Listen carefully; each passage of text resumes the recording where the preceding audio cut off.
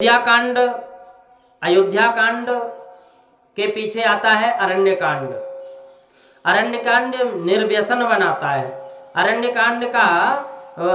कांड बोध कराता है कि धीरे धीरे संयमों को बढ़ाता है और वासनाओं का विनाश करता है। निर्वैर होने के पीछे भी वासना त्रास देती है। मानव के मन में अनेक पाप वासनाओं से दूषित हो चुका है। मानव का मन अनेक पाप वासनाओं से दूषित हो चुका है। वह अधिकतर काम वासना भोगने के लिए ही आतुर रहता है। अनेक प्रकार के भय और चिंताओं से व्याकुल रहता है। मन कामातुर है। अनेक प्रकार के भय और चिंताओं से व्याकुल और व्यस्त रहता है। मानव को दुख देने वाली वासना ही तो है। योग वासिष्ठ में एक स्थान पर श्री रामचंद्र जी ने वशिष्ठ ऋषि से कहा कि तरंति मातंग घटा तरंतम, तरंति मातंग घटा तरंगम, रणाम बुधिये मयि ते न शूरा, शूरास्त एवेह मनास्तरंगम, देहेन्द्रियां बोधि इमं तरन्ति, तरन्ति मातंग घटा तरंगम। राम जी कहते हैं कि गुरुदेव, युद्ध भूमि हो और सामने शत्रु के पहाड़ जैसे मोटे हाथियों की पंक्तियां गरज रही हो, घटा तरंगम, हाथियों की ऐसी विशाल सेना को स्वयं के बाहुबल से छिन्न भिन्न कर सके, स्वयं की शक्ति से उनका भेदन करके पार निकल जाए, यह ठीक है। वह मनुष्य बहुत हिम्मत वाला है, परंतु मैं उसको सूरवीर नहीं समझता। मैं उसको सूरवीर नहीं कहता। मेरे मत में सच्चा सूरवीर तो वह है जो शरीर रूपी समुद्र में उठती हुई मन की तरंगों में मन की इच्छा आकांक्षाओं को, मन की विकार वासनाओं को संयम से पार कर जाए। जो संयमी है वही खरा सूरवीर है। वासनाओं के ऊपर जो विजय पाता है वही सच्चा पराक्रमी है। जो वासनाओं का गुलाम बन जाता है वह निर्बल है, वह संसार में हार जाता है। उसके यह लोक और परलोक दोनों बिगड़ते हैं। वासनाओं को संयम से जीतो। वासनाओं को चाहे जितना भोग प्राप्त हो, वे कभी भी तृप्त नहीं होती। भोग से तो वासना बढ़ती जाती है। अग्नि में घी की आहुति से जिस प्रकार अग्नि शांत नहीं होती, अधिक प्रज्वलित होती रहती है, उसी प्रकार भोग भोगने से कोई भी वासना शांत नहीं होती, अधिक प्रबल बनती जाती है। वासना ऐसी भिखारिन है कि खिलाने वाले को ही खा जाती है, इसकी तृप्ति होती ही नहीं। विवेक और संयम से वासना शांत होती है। अग्नि में लकड़ी डालो तभी तक वह सुलगती है, परंतु लकड़ी डालना बंद होते ही अग्नि अपने आप ही शांत हो जाती है। इसी प्रकार वासनाओं को भोग परोसते रहो, तब तक तो वह पनपती रहती हैं, और भोग देना बंद कर दो तो अपने आप स्वतः ही शांत हो जाती हैं। पूर्व काल में भाजी रोटी में जो शांति और आनंद का अनुभव आपने अपने पूर्वज लोग पाते थे, वह आज भांति भांति के मिष्ठानों में, भांति भांति के व्यंजनों में, भोजनों में, मोटर बंगलों में भी आप अपने को आनंद आता नहीं। कारण जितने सुख की व्यवस्था और भोग विलास का साधन बढ़ता जाता है, उतनी ही मनुष्य की वासना भी बढ़ती जाती है। जीवन में सादगी, संतोष और संयम होगा तो ही शांति और आनंद का अनुभव होगा। सुख भोगने की इच्छा ही दुख है।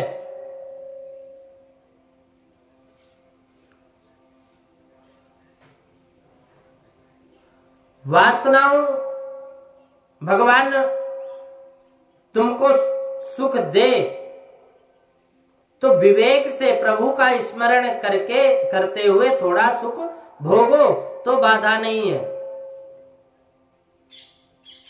बहुत सुख भोगने से तन आलसी होता है। बहुत सुख भोगने से मन बिगड़ता है। विवेक से थोड़ा सुख भोगो, परंतु अमुक सुख भोगना मुझे भोगना ही है, ऐसा संकल्प मत करो। सुख भोगने के संकल्प से मन बहुत बिगड़ता है। धीरे धीरे वासनाओं का विनाश होता है। वासनाओं का विनाश करने के लिए थोड़े दिन घर छोड़कर वन में जाने की भी आवश्यकता है। गृहस्थ का घर काम भूमि है। गृहस्थ के घर में काम के परमाणु फिरते हैं। भोग भूमि में भक्ति बराबर होती नहीं। भोग भक्ति में साधक है और भोग प्रतिक्षण आनंद घटता चला जाता है। जब भक्ति में प्रतिक्षण आनंद, भक्ति में तो प्रतिक्षण आनंद बढ़ता ही जाता है। भक्ति करने के लिए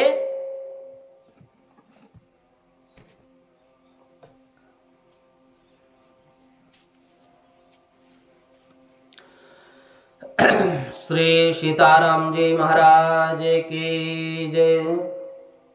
सद्गुरुदेव भगवान की जय। तो गृहस्थ के घर में समभाव, गृहस्थ घर में समभाव नहीं रख सकता। गृहस्थ का व्यवहार विषमताओं से भरा है और वहां समता बहुत रुक सकती नहीं। और जब तक संसार का बंधन है, जब तक ब्रह्म संबंध होता नहीं। धीरे धीरे संसार का बंधन कम करो और संयम बढ़ाओ। संयम के बिना भक्ति में आगे बढ़ नहीं सकते। आंख का संयम बढ़ाओ, फिर जीव का संयम बढ़ाओ, फिर मन का संयम बढ़ाओ। जिसको देखने की अत्यंत आवश्यकता प्रतीत हो उसी को देखो। आवश्यकता हो उतना ही बोलो। संयम बिना सुखी हो सकते नहीं। जो इंद्रियों का गुलाम है, जो इंद्रियों का गुलाम है, वह भक्ति नहीं कर सकता। संयम और सदाचार बढ़ाओ तो वासनाओं का नाश हो, मन शुद्धि हो और भक्ति में आनंद आवे। विलासी लोगों का संग मन को बिगाड़ता है।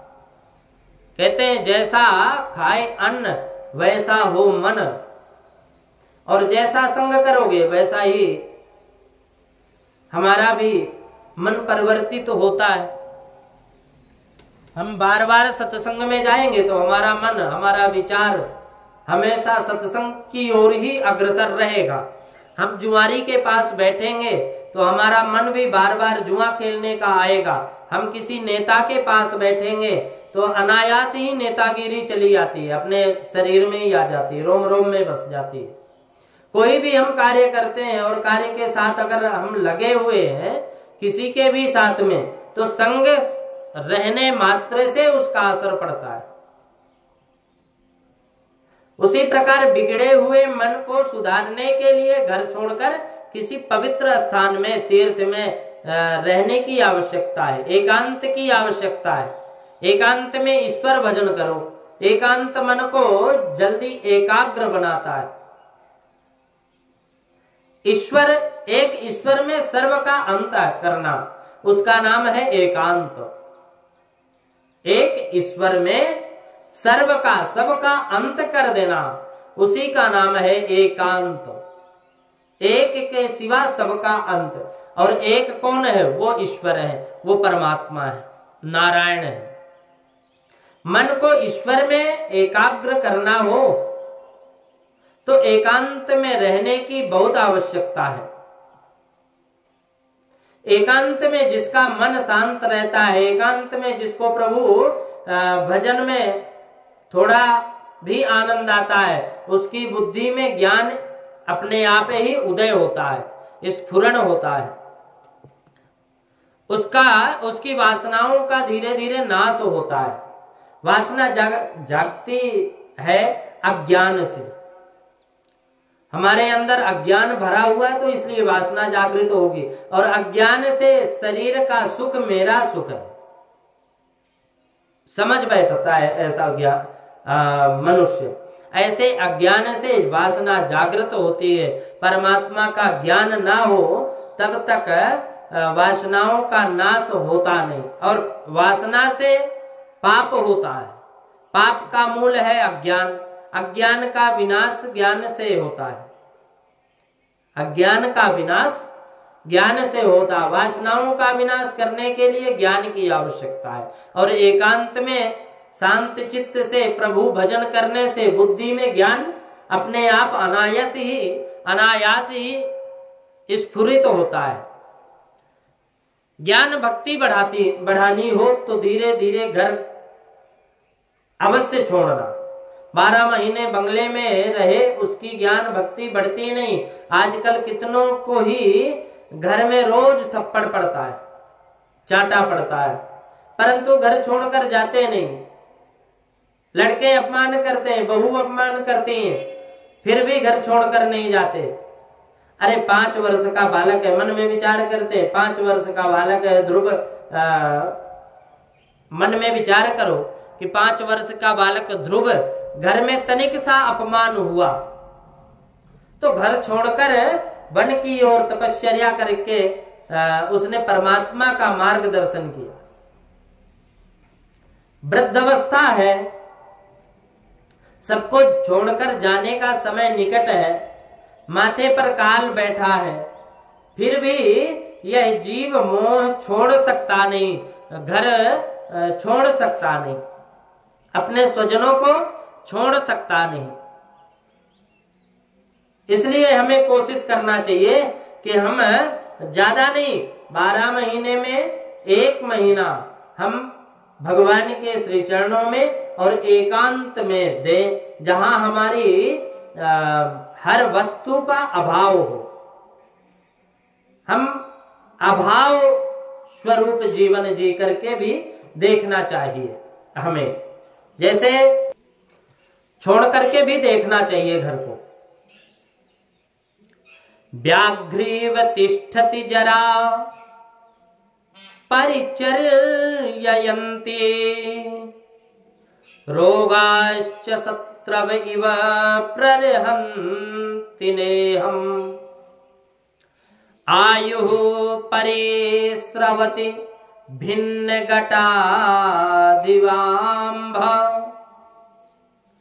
आयुः परिस्रवति भिन्नघटादिवाम्भ लोकस्तथाप्य हितमाचरतीत चित्रम्। वृद्धावस्था भू की बाघिन जैसी है। वह मनुष्य की छाती के ऊपर चढ़ बैठने के लिए तड़प रही है। शरीर में अनेक प्रकार के रोग शत्रु की तरह घुस गए। यह शरीर को ले जाने के लिए तैयार बैठे हैं।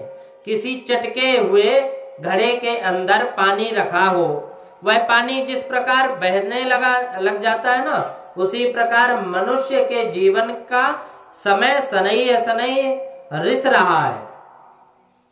इस प्रकार इस पर भी मनुष्य को स्वयं के हित अहित का ज्ञान नहीं होता। ये कैसी विचित्र बात है।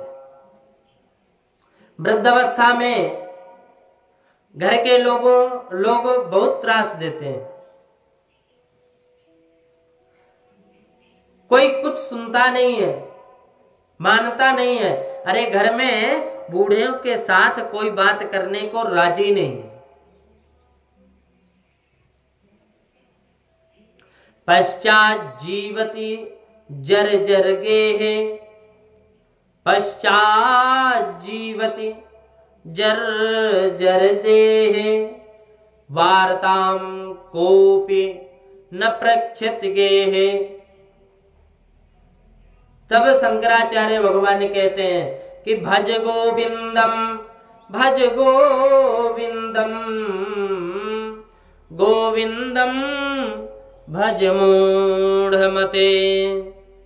हे मूढ़मत, तू गोविंद को भज, तू गोविंद को भज।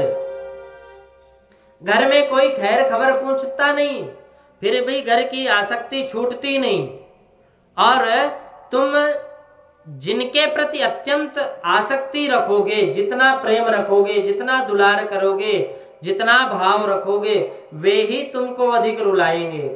समझकर घर छोड़ोगे तो कल्याण हो जाएगा, नहीं तो काल धक्का मारेगा और तब घर छोड़ना ही पड़ेगा।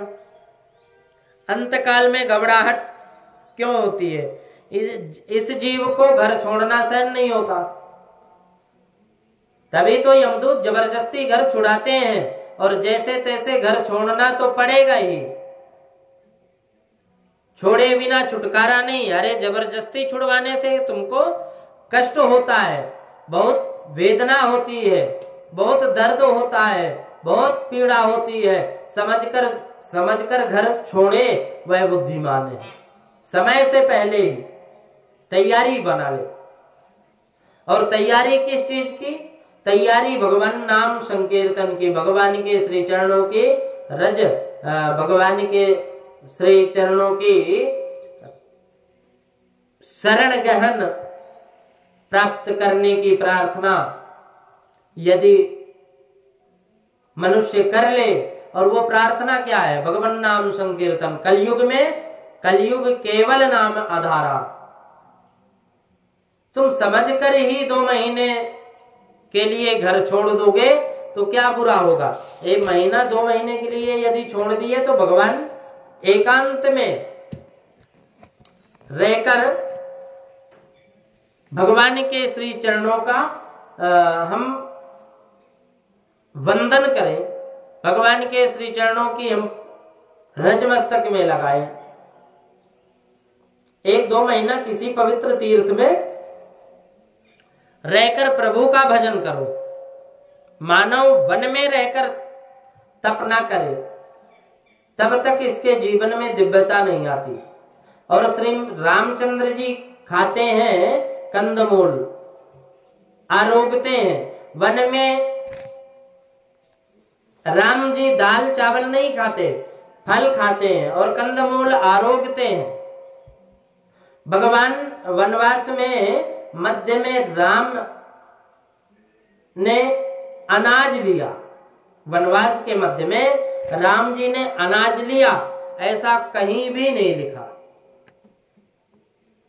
अन्न में रजोगुण है और रजोगुण से काम की उत्पत्ति है, और सात्विक आहार बिना काम को मार सकते नहीं। सात्विक आहार करने से धीरे धीरे इंद्रियों को वश में ला सकते हो। जब तक जीव वश में ना आवे तब तक इन इंद्रियों का निग्रह करना कठिन है। निग्रह करना कठिन है। राम जी वन में तपश्चर्या करते हैं। राम जी वन में वनवास के मध्य में धातु के किसी भी पात्र में वो भोजन नहीं, फलाहार नहीं किए, कभी स्पर्श ही नहीं किए। प्यास लगे तो नारियल के खोपड़े में पानी पीते हैं। श्री सीता माता के साथ है, फिर भी रामचंद्र पूर्ण निर्विकारी हैं, परिपूर्ण संयमी हैं।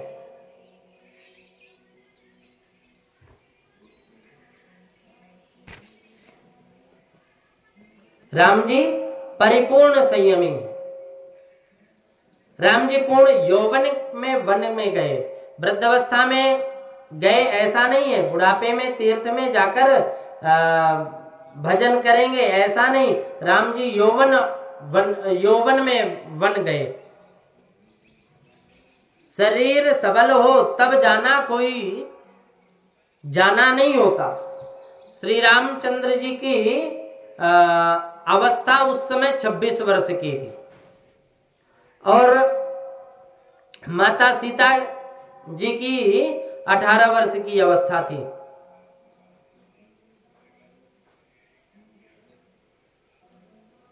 गृहस्थ आश्रम में संयमी जीवन का आदर्श राम जी ने बतलाया है।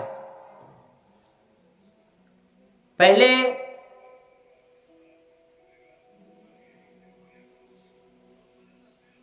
भगवान कहते हैं कि गृहस्थ में संयमी जीवन का आदर्श पहले किया, तब राम जी राजा हुए।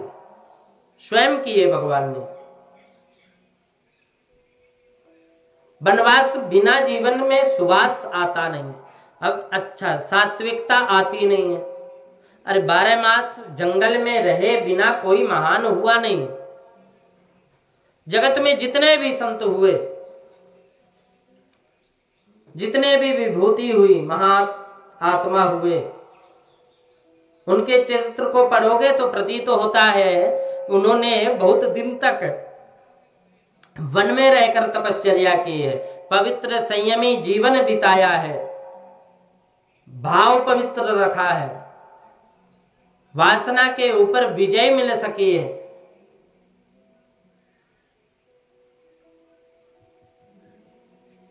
उनके चरित्र पढ़ोगे तो प्रतीत होगा। बड़े बड़े राजा भी राजमहल छोड़कर गंगा के किनारे तीर्थ में वास करते थे। उस समय ऋषियों के आश्रम पर जाते थे और तब उनको शांति मिलती थी। ऐसी शांति राजमहल में कभी कहीं नहीं मिलती। वनवास की बहुत जरूरत है और सर्दियों में स्निग्ध पदार्थ ज्यादा खाना नहीं चाहिए, क्योंकि बहुत देर तक तो चलता नहीं।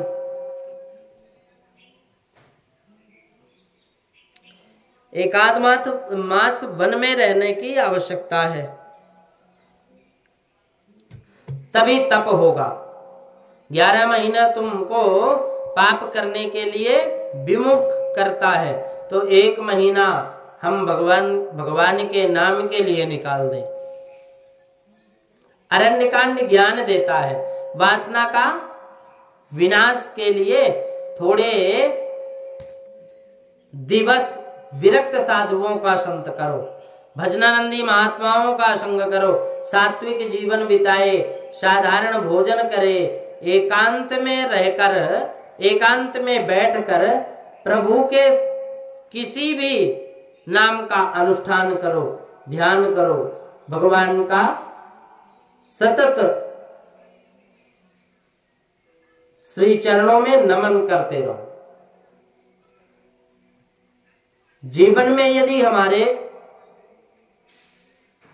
भजन नहीं है तो कुछ भी नहीं है। ध्यान जप तप हमको करना चाहिए।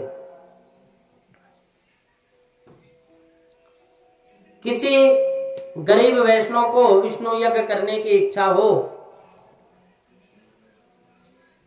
तो वह कैसे करे? तो विष्णु यज्ञ करना एक हंसी खेल नहीं है, लाखों रुपए लगते हैं। तो भगवान ने, हमारे ऋषियों ने भी उसका एक अलग ही महत्व और अलग ही उसका समय निर्धारित कर दिया।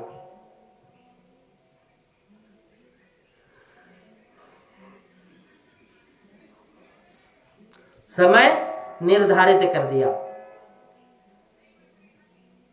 और समय श्रावण भादव मास के पवित्र दिवसों में गंगा किनारे, नर्मदा किनारे रहकर एक समय सादा सात्विक भोजन करके रोज नियम से विष्णु सहस्त्र का जाप पाठ करो।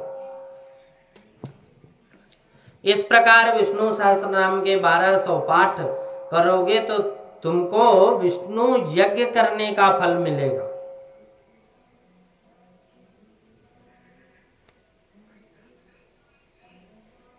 विष्णु शास्त्र का नाम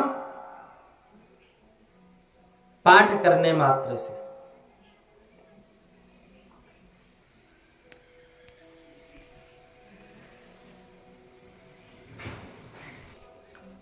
तीर्थ में निवास करने पर घर का स्मरण नहीं करना चाहिए।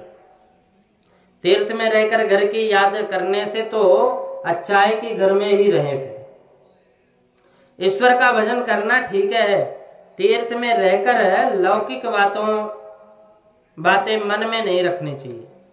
मन में रही हुई वस्तु विघ्न करती है। अब जिसके मन में विचार है वह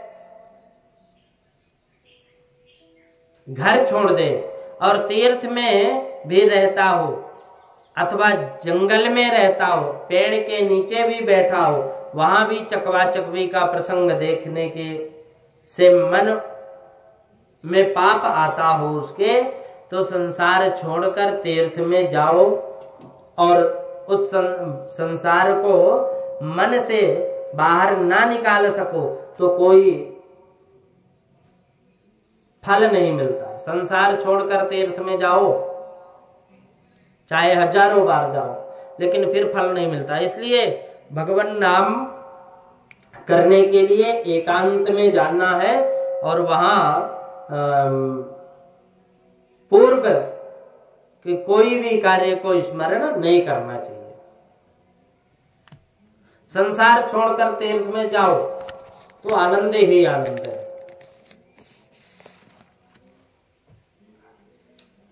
वासना पर विजय प्राप्त करनी हो तो जीवन खूब सात्विक बनाओ। जीवन में तपश्चर्या करोगे, जंगल में वास करोगे तो ही काम राक्षस और वासना राक्षसी मरेगी। अरण्यकांड में शूर्पणखा अर्थात वासनाओं का मोह और सबरी अर्थात शुद्ध भक्ति।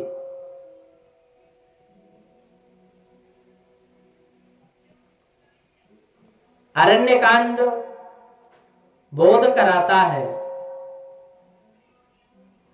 कि वासनाओं में शुद्धि है।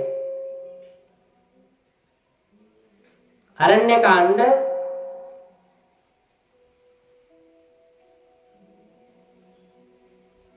बोध कराता है कि वासनाओं का विनाश करने के लिए थोड़े दिन वन में रहने की आवश्यकता है।